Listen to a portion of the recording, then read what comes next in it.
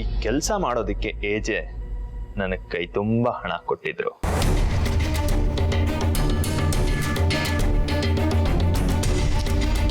ಯಾಕೆ ಅಂತಂದ್ರೆ ನೀವು ಮುಂಚೆನೆ ಏನಾದರೂ ನನ್ನನ್ನು ಈ ಮನೇಲಿ ನೋಡಿದ್ರೆ ಏಜೆನ್ ಮದುವೆ ಆಗೋದಿಕ್ಕೆ ಒಪ್ಕೊಳ್ಳಲ್ಲ ಅಂತ ಏಜೆ ಮಾಸ್ಟರ್ ಪ್ಲಾನ್ ಇದು. ಹೇಗಿದೆ ಹೇಗಿದೆ?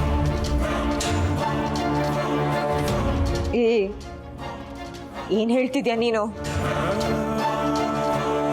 ಇದೆಲ್ಲ ಮಾಡಿಸಿದ್ದು ಏಜೆನಾ? ಹೌದು. ಅವತ್ತು ಏಜೆ ಮುಖಕ್ಕೆ ಕೇಕ್ ಹೊಡೆದು ಅವಮಾನ ಮಾಡಿದ್ಯಲ್ಲ, ನೀನು ಮಾಡಿದ ತಪ್ಪಿಗೆ ಏಜೆ ಕೊಡ್ತಿರೋ ಪನಿಷ್ಮೆಂಟ್ ಇದು.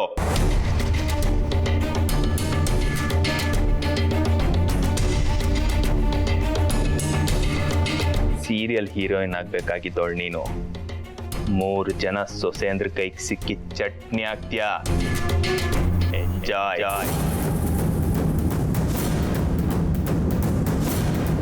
ಓಕೆ ಅತ್ತೆಮ್ಮ, ನಾನು ಇನ್ಮೇಲಿಂದ ಬರ್ತಾ ಇರ್ತೀನಿ, ಹೋಗ್ತಾ ಇರ್ತೀನಿ. ನಾವಿಬ್ರು ಇನ್ಮೇಲೆ ಇಲ್ಲೇ ಭೇಟಿ ಆಗ್ತಾನೇ ಇರೋಣ. ನಾನಿನ್ ಬರ್ಲಾ? ಬಾಯ್.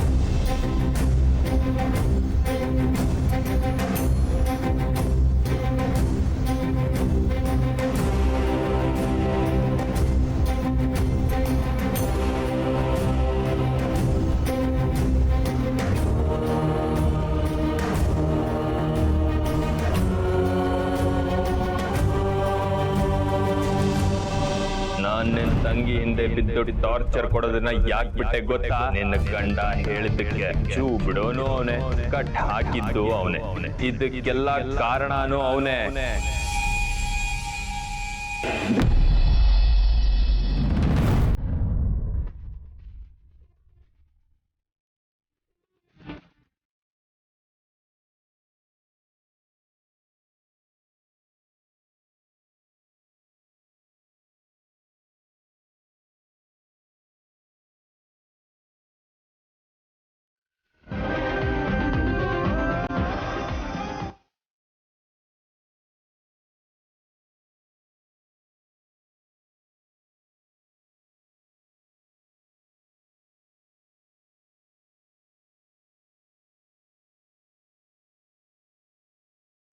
Durga,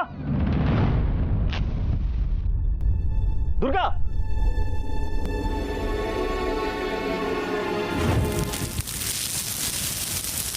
high high.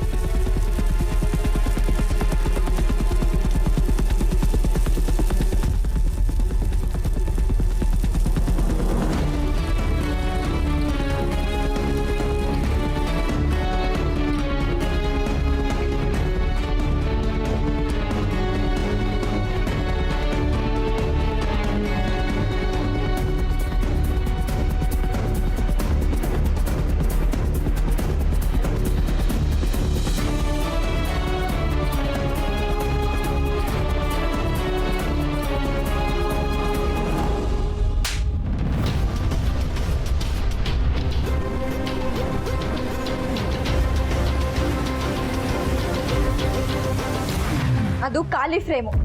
ನಿಮ್ಮ ಹೆಂಡತಿ ಒರಿಜಿನಲ್ ಫೋಟೋ ಇಲ್ಲಿದೆ, ತಗೊಳ್ಳಿ.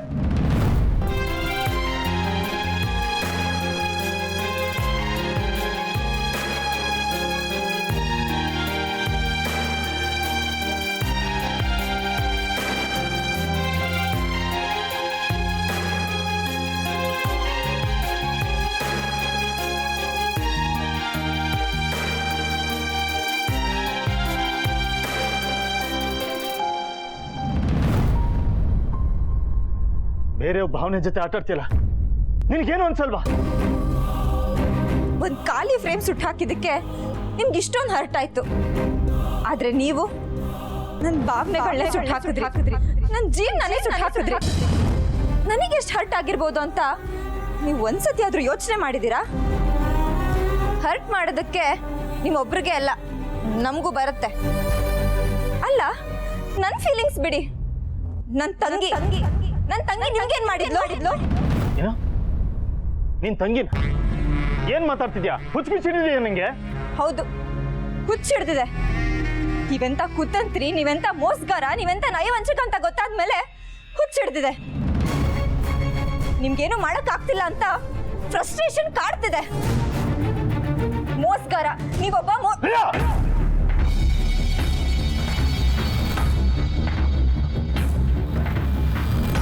ಹೊಡಿರಿ. ಯಾಕೆ ನಿಲ್ಸ್ಬಿಟ್ರಿ? ಹೊಡಿರಿ. ಬಾಯಿಗೆ ಬಂದ ಹಾಗೆ ಮಾತಾಡೋಕ್ ಮುಂಚೆ ಯಾರ ಹತ್ರ ಮಾತಾಡ್ತಿದ್ಯಾ ಅನ್ನೋ ಪ್ರಜ್ಞೆ ಇರಲಿ. ಇದೆ, ಪ್ರಜ್ಞೆ ಇದೆ. ಸಮಾಜದಲ್ಲಿ ಒಳ್ಳೆ ಹೆಸರು ಮಾಡಿರೋ ದೊಡ್ಡ ವ್ಯಕ್ತಿ ಜೊತೆ ಮಾತಾಡ್ತಿದ್ದೀನಿ ಅನ್ನೋ ಪ್ರಜ್ಞೆ ಇದೆ. ನಿಮ್ ಸ್ಟೇಟಸ್ಗಷ್ಟೇ ದೊಡ್ಡ ವ್ಯಕ್ತಿ ಅಲ್ಲ, ಮೋಸ ಮಾಡಿದ್ರಲ್ಲೂ ದೊಡ್ಡ ವ್ಯಕ್ತಿ, ಕುತಂತ್ರ ಮಾಡಿದ್ರಲ್ಲೂ ದೊಡ್ಡ ವ್ಯಕ್ತಿ. ನನ್ನ ಹತ್ರ ಫೋಟೋ ಇಟ್ಕೊಂಡು ಹುಡುಗಾಟ ಆಡಿ, ನನ್ನ ಮನ್ಸು ನೋವು ಕೊಟ್ಟು, ನನ್ನ ಫೀಲಿಂಗ್ಸ್ ಜೊತೆ ಆಟಾಡಿ ನನಗೆ ಬಾಯಿಗೆ ಬಂದಾಗ ಅಂತ್ಯ. ಓ, ನಿಮಗ್ ಫೀಲಿಂಗ್ಸ್ ಬೇರೆ ಇದೆಯಾ? ನಿಮ್ ಮಹಾ ನಾಟಕದ ಎಷ್ಟನೇ ಪುಟ ಇದು? ನಾನೆಂತ ದಡ್ಡಿ, ನಿಮಗ್ ಹರ್ಟ್ ಆಗ್ಲಿ ಅಂತ ಏನೇನೋ ಮಾಡಿದೆ. ಆದ್ರೆ ನಿಮಗೇನು, ನಿಮಗ್ ಫೀಲಿಂಗ್ಸೇ ಇಲ್ಲ. ಹರ್ಟಲಿಂದ ಆಗುತ್ತೆ. ಬರೀ ಹಠ, ನಂದೇ ನಡಿಬೇಕು ಅನ್ನೋ ಸ್ವಾರ್ಥ. Stop this nonsense. ನನ್ ಬಾಯಿ ಮುಚ್ಚಿಸ್ಬಿಟ್ರೆ ಸತ್ಯ ಸುಳ್ಳಾಗಲ್ಲ. ನಿಮ್ಗೆ ಕುತಂತ್ರ ಎಲ್ಲ ಗೊತ್ತಿಲ್ಲ ಅನ್ಕೊಂಡಿದ್ದೆ, ನೀವು ಒಳ್ಳೆ ಮನುಷ್ಯ ಅನ್ಕೊಂಡಿದ್ದೆ. ಆದ್ರೆ ನೀವು ನನ್ ಮದ್ವೆ ಆಗೋಕೆ ಇಷ್ಟು ಚೀಪ್ ಲೆವೆಲ್ಗೆ ಇಳಿತೀರಾ ಅಂತ ನಾನು ಅನ್ಕೊಂಡೇ ಇರ್ಲಿಲ್ಲ. ಆ ದೇವ್ ಜೊತೆ ಸೇರ್ಕೊಂಡು ನನ್ನ ತಂಗಿನ ಟ್ರಾಕ್ ಮಾಡಿ ನನ್ ಮೋಸದಿಂದ ಮದ್ವೆ ಆದ್ರಲ್ಲ. ಆ ದೇವ್ ನಿಮ್ ಮನೆಗ್ ಸೇರ್ದವನು ಅನ್ನೋ ಸತ್ಯ ಮುಚ್ಚಿಟ್ರೆ ನಂಗೇನು ಗೊತ್ತಾಗಲ್ಲ ಅನ್ಕೊಂಡ್ರ? ನಂಗೆಲ್ಲ ಗೊತ್ತಾಯ್ತು. ಈ ಮೋಸದ ಮದ್ವೆನ ನಾನು ಯಾವತ್ತೂ ಒಪ್ಪಲ್ಲ. ಆದಷ್ಟು ಬೇಗ ಈ ಮದ್ವೆನ ಮುರಿತೀನಿ.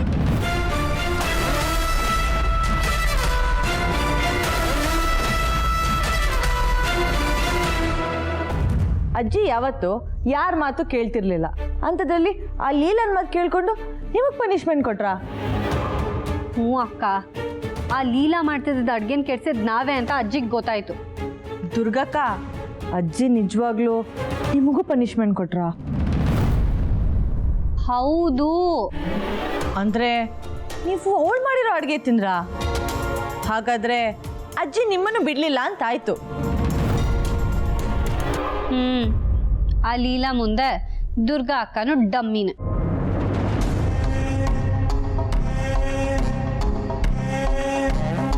ಉರಿಯೋ ಬೆಂಕಿಗೆ ತುಪ್ಪ ಸೊರಿಯೋ ಕೆಲಸ ಮಾಡಬೇಡಿ. ಅದ್ರ ಬದಲು ನಮ್ಮ ಪಾಲ್ಗೆ ಬಿಸಿ ತುಪ್ಪ ಆಗಿರೋ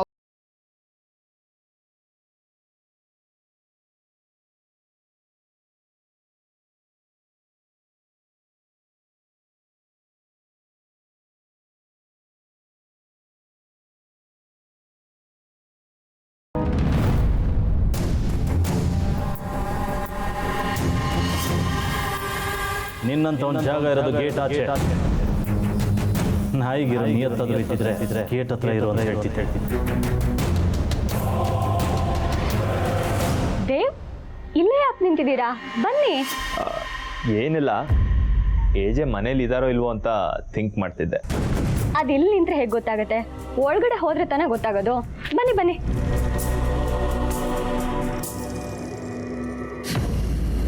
ಈ ದುರ್ಗಾ ಮನ್ಸ್ ಮಾಡಿದ್ರೆ ಯಾವುದು ಅಸಾಧ್ಯ ಅಲ್ಲ. ಏಜೆ ಸೊಸೆ ನಾನು, ಅವ್ರಿಗಿರೋ ಅಷ್ಟೇ ಹಠ ನನಗೂ ಇದೆ.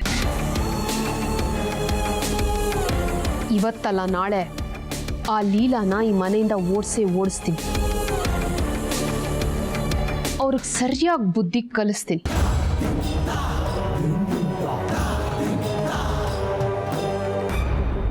ಹಾಯ್. ಹಾಯ್ ಅಣ್ಣ, ಹೇಗಿದ್ಯಾ? ಸೂಪರ್ ಆಗಿದ್ದೀವಿ ನೋಡಮ್ಮ. ತುಂಬಾ ಅಪರೂಪ ಆಗ್ಬಿಟ್ರಿ. ಎಲ್ಲ ಇವರಿಂದನೇ. ಬನ್ನಿ ಹೋಗೋಣ ಅಂದ್ರೆ ಯಾವಾಗ್ಲೂ ಕೆಲ್ಸ ಅಂತಿರ್ತಾರೆ. ಏನೋ ಬುದ್ಧಿ ಕಲಿಸ್ತೀನಿ ಅಂದಂಗಿತ್ತು, ಓಡಿಸ್ತೀನಿ ಅಂದಂಗಿತ್ತು.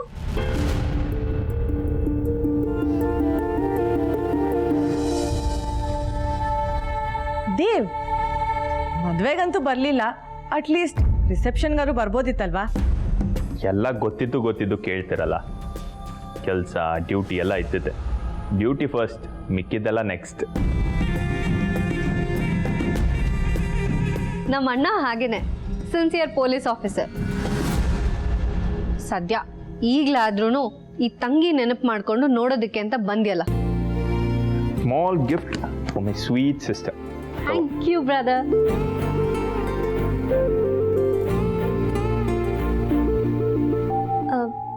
ಅಂದ್ಹಾಗೆ ಎಲ್ಲಿ ಏಜೆ ಮತ್ತೆ ಅವ್ರ ವೈಫ್ ಕಾಣಿಸ್ತಾನೆ ಇಲ್ಲ? ಅವರು ಒಳಗಿದ್ದಾರೆ. ವಾಟ್? ಏಜೆ ಇನ್ನೂ ಹೋಗಿಲ್ವಾ? ಇಲ್ಲೇ ಇದ್ದಾರಾ?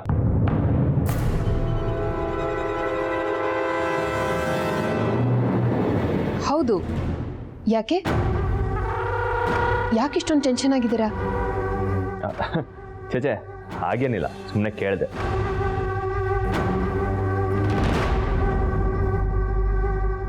ಛೇ, ಏಜೆ ಹೋಗಿರ್ತಾನಂತ ಬಂದೆ, ಇವ್ನು ಇನ್ನೂ ಹೋಗಿಲ್ವಾ?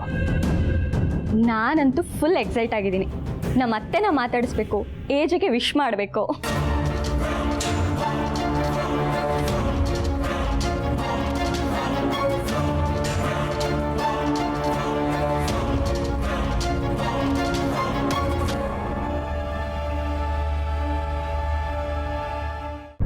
ಇವತ್ತಿಂದ ಈ ಲೀಲಾ ಅಳಲ್ಲ, ಏನಿದ್ರು ಅಳಿಸ್ತಾಳೆ. ಇನ್ಮೇಲಿಂದ you bad time start.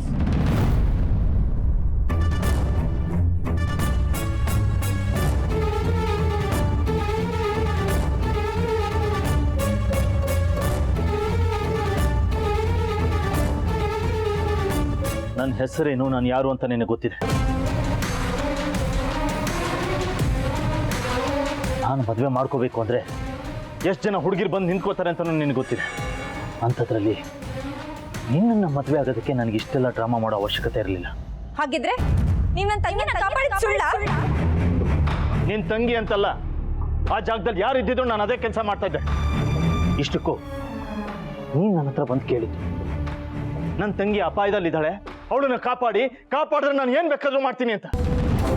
Wow, super! ನೀವು ಆ ದೇವ್ ನನ್ನ ತಂಗಿ ಹಿಂದೆ ಬೀಳೋ ಹಾಗೆ ಮಾಡಿದ್ದು ನೀವೇ, ಕಾಪಾಡ್ತಾರ ನಾಟಕ ಮಾಡಿದ್ದು ನೀವೇ. ನನಗದ್ರ ಅವಶ್ಯಕತೆ ಇರಲಿಲ್ಲ. ಮರೋ ನಾನು ಯಾಕೆ ಹಾಗೆ ಮಾಡಲಿ? ಯಾಕಂದ್ರೆ ನಿಮಗೆ ಕೇಕಿಂದ ಹೊಡೆದು ನಿಮ್ಗೆ ಅವಮಾನ ಮಾಡಿದ್ ನನ್ನ ಮೇಲೆ ಸೇಟ್ ತೀರ್ಸ್ಕೊಳ್ಳೋದಕ್ಕೆ. ಅವಮಾನ ಮಾಡಿದ್ ನನ್ನ ತಾಳಿ ಕಟ್ಟಿ ಈ ಮನೆಗೆ ಕರ್ಕೊಂಬಂದು ಲೈಫ್ ಟೈಮ್ ಟಾರ್ಚರ್ ಕೊಟ್ಟ ರಿವೆಂಜ್ ತೀರ್ಸ್ಕೊಳ್ಳೋದಕ್ಕೆ. ನಿಮ್ ಹಠ ಗೆಲ್ಲೋದಕ್ಕೋಸ್ಕರ ಇಷ್ಟೆಲ್ಲ ಮಾಡಿದ್ರಿ ಅಲ್ಲ? ಹೇ, ಹುಚ್ಚುತ್ತಂಗೆಲ್ಲ ಮಾತಾಡಬೇಡ. ನಿನ್ನ ಮೇಲೆ ರಿವೆಂಜ್ ತಗೊಳ್ಳೇಬೇಕು ಅನ್ನೋದಾದ್ರೆ ನಾನು ಯಾವತ್ತೂ ನಿನ್ನನ್ನು ಊರಿಂದ ಓಡಿಸ್ತಿದ್ದೆ. ನಿನ್ನಂತ ಚೈಲ್ಡ್ ಜೊತೆ ಚಾಲೆಂಜಿಂಗ್ ನಿಲ್ಲುವಂಥ ಚಿಕ್ಕ ಮನುಷ್ಯ ನಾನಲ್ಲ. ನಿನ್ನನ್ನು ಯಾವತ್ತೂ ನನ್ನ ಲೆಕ್ಕದಿಂದ ತೆಗೆದಾಕಿದ್ದೆ. ಖಂಡಿತ ಇಲ್ಲ, ನೀವ್ ಲೆಕ್ಕದಿಂದ ತೆಗ್ದಾಕಕ್ಕೆ ಸಾಧ್ಯನೇ ಇಲ್ಲ. ಸಣ್ಣ ಸಣ್ಣ ತಪ್ಪನ ಹುಡ್ಕೊಂಡು ಶಿಕ್ಷೆ ಕೊಡೋರು ನೀವು. ಗೊತ್ತು, ನಿಮ್ ಬಗ್ಗೆ ಎಲ್ಲ ಗೊತ್ತು. ಏನ್ ಗೊತ್ತು ನಿನ್ಗೆ ನನ್ನ ಬಗ್ಗೆ? ನನ್ನ ಸೊಸೆಯಂದಿರು ನನಗೆ ಹುಡುಗಿನ ಹುಡುಕ್ಬೇಕಾರೆ ಮಾರು ವೇಷದಲ್ಲಿ ಬಂದವಳು ನೀನು. ಆಡಿಷನ್ಗೆ ಬಂದಿದ್ದೆ ಅಂತ ಕತೆ ಕಟ್ಟಿ ಸುಳ್ಳು ಹೇಳಿದವಳು ನೀನು. ಆಗ್ಲೂ ನಾನು ನಿನ್ಗೇನು ಮಾಡದೆ ಬೈದ್ ಕಳಿಸ್ದೆ. ಯಾಕೆ ಗೊತ್ತಾ? ಆಗ್ಲೇ ನನಗೆ ನಿನ್ನ ಮುಖ ಕಂಡ್ರೆ ಆಗ್ತಾ ಇರ್ಲಿಲ್ಲ. ನನ್ನ ತಂಗಿನ ಕಾಪಾಡಿ ಅಂತ ಬಂದವಳು, ಮದುವೆ ಆಗ್ತೀನಿ ಅಂತ ಒಪ್ಕೊಂಡವಳು, ಮೆಹಂದಿ ಶಾಸ್ತ್ರ ದಿನ ಫಂಕ್ಷನ್ ಬಿಟ್ಟು ಓಡೋದವಳು. ಆಗ್ಲೂ ನಿನ್ನನ್ನು ಬೈದು ನಾನು ಬೇಡ ಅಂತ ಕಳಿಸಿ ಶ್ವೇತನ ಆಯ್ಕೆ ಮಾಡ್ಕೊಂಡೆ. ಆದ್ರೆ ಮದುವೆ ದಿನ ಮೋಸ ಮಾಡಿ ಯಾಮಾರಿಸಿ ನನ್ನ ಕೈಯಲ್ಲಿ ತಾಳಿ ಕಟ್ಟಿಸ್ಕೊಂಡವಳು, ಈ ಮನೆಗೆ ಬಂದು ಆಮೇಲೆ ಮಾಸ್ಕು ಮೊಬೈಲು ಅಂತ ಹೊಸ ಕತೆ ಹೇಳಿ ಮನೆ ಬಿಟ್ಟು ಹೋದವಳು ನೀನು. ಮತ್ತೆ ದುಡ್ಡಿನ ಆಸೆಗೆ ವಾಪಸ್ ಬಂದವಳು ನೀನು. ಇಷ್ಟೆಲ್ಲ ಮಾಡಿದ್ಮೇಲೆ ನನ್ನನ್ನು ಬ್ಲೇಮ್ ಮಾಡ್ತೀಯ ನೀನು? ನಾನ್ ಮಾಡಿದ್ ನಿಜ, ಆದ್ರೆ ಇದೆಲ್ಲ ನಾನೇ ಮಾಡಿಲ್ಲ. ನನ್ನ ಸೋಲ್ಸ್ಬೇಕು ಅನ್ನೋ ಉದ್ದೇಶ ಇಟ್ಕೊಂಡು ನೀವೇ ನನ್ನ ಕೈಯಲ್ಲಿ ಮಾಡಿಸಿದ್ರಿ. ಅದಕ್ಕೆ ಆ ದೇವ್ ನನ್ನ ತಂಗಿಯಿಂದ ಬೀಳೋ ಹಾಗೆ ಮಾಡಿದ್ರಿ, ಅವಳನ್ನ ಕಾಪಾಡೋ ಹಾಗೆ ನಾಟಕ ಮಾಡಿದ್ರಿ, ನನ್ನನ್ನ ಋಣಕ್ಕೆ ಸಿಕ್ಕಾಕ್ಸಿದ್ರಿ. ಆ ಋಣದ ಮೇಲೆ ನಿಮ್ಮನ್ನ ಮದ್ವೆ ಆಗುವಂತ ಒಪ್ಕೊಳ್ಳೋ ಹಾಗೆ ಮಾಡಿದ್ರಿ, ನನ್ನ ಸೋಲ್ಸ್ಬಿಟ್ರಿ. ಮೆಹಂದಿ ದಿನ ಓಡೋದನ್ನ ವಾಪಸ್ ಕರ್ಕೊಂಬಂದ್ರಿ, ಮತ್ತೆ ಓಡೋಗ್ತೀನಿ ಅಂತ ನಾನು ಬಿಡೋ ತರ ನಾಟಕ ಮಾಡಿದ್ರಿ. ಹುಡುಗಿನ ಚೇಂಜ್ ಮಾಡೋ ಡ್ರಾಮಾ ಮಾಡಿದ್ರಿ. ಸೈಲೆಂಟ್ ಆಗಿ ನನ್ನ ತಂಗಿನ ಕಿಡ್ನಾಪ್ ಮಾಡಿಸಿದ್ರಿ. ಮಾಸ್ಕ್ ಹಾಕೊಂಡು ನನಗೆ ವಿಡಿಯೋ ಕಾಲ್ ಮಾಡಿ ನನ್ನ ಮದುವೆ ಆಗ್ಲಿಲ್ಲ ಅಂದ್ರೆ ನಿನ್ ತಂಗಿ ನಾನು ಕೊಂದ್ಬಿಡ್ತೀನಿ ಅಂತ ಹೆದರ್ಸಿದ್ರಿ. ನಾನೇ ಮದುವೆ ಮಂಟಪದಲ್ಲಿ ಕೂರೋ ಹಾಗೆ ಮಾಡಿ ನನ್ನ ಸೋಲ್ಸಿದ್ರಿ. ಎಲ್ರ ಮುಂದೆ ನನ್ನೇ ತಪ್ಪಿತಸ್ಥೆ ಮಾಡಿದ್ರಿ.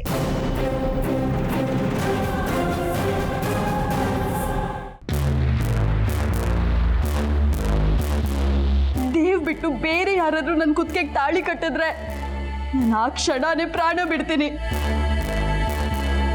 ಅದು ನನ್ನ ಕುತ್ತಿಗೆಗೆ ತಾಳಿ ಆಗಿರಲ್ಲ, ನೇನ್ ಕುಣಿಕೆ ಆಗಿರುತ್ತೆ.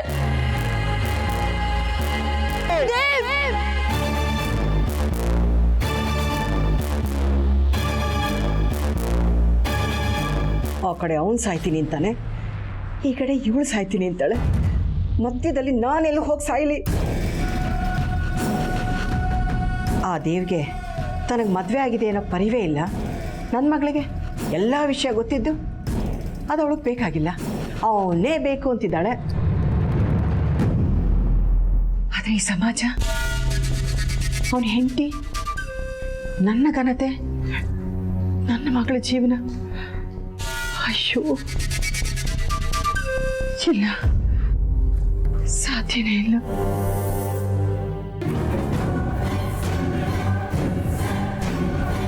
ಅವನು ಸತ್ರೆ ಬರೀ ಕೇಸ್ ಆಗುತ್ತೆ. ಆದರೆ ನನ್ನ ಮಗಳು ಸತ್ರೆ ನಾನು ಬದುಕಿರೋಕ್ಕಾಗತ್ತಾ? ಇಲ್ಲ. ದೇವ್ರೆ, ಏನು ಮಾಡಲಿ ನಾನು? ಏನು ಮಾಡಲಿ?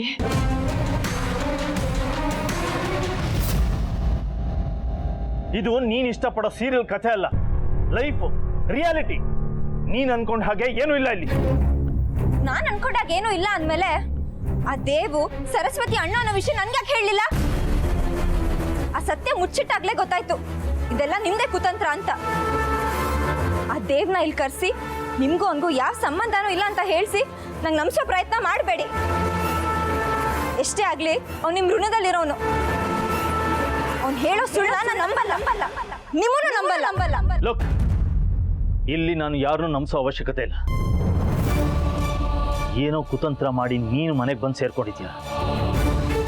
ಇಲ್ಲಿ ಬೆಲೆ ಸಿಗ್ತಾ ಇಲ್ಲ ಅಂತ ಸಿಂಪತಿಗಿಟ್ಸ್ಕೊಳ್ಳೋಕೆ ಹೊಸ ಕತೆ ಕಟ್ತಾ ಇದೆಯಾ.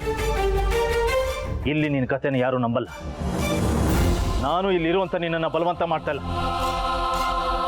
ಇಷ್ಟಾದ್ಮೇಲೆ ಮದುವೆ ಮುಗಿದು ಮನೆ ಬಿಟ್ಟು ಹೋಗ್ತೀನಿ ಅಂದ್ರೆ ಹೋಗ್ತಾ ಇರ್ಬೋದು.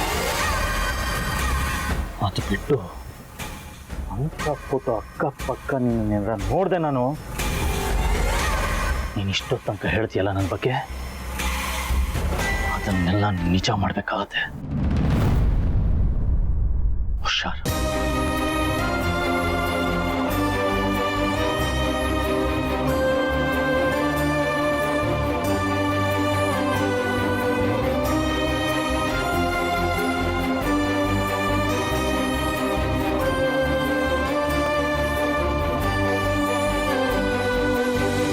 ಹೋಗಲ್ಲ, ನಾನ್ ಹೋಗಲ್ಲ. ನೀವು ಮಾಡಿರೋ ತಪ್ಪುಗಳಿಗೆ ಶಿಕ್ಷೆ ಕೊಡ್ಸೋವರೆಗೂ ನಾನು ಎಲ್ಗೂ ಹೋಗಲ್ಲ.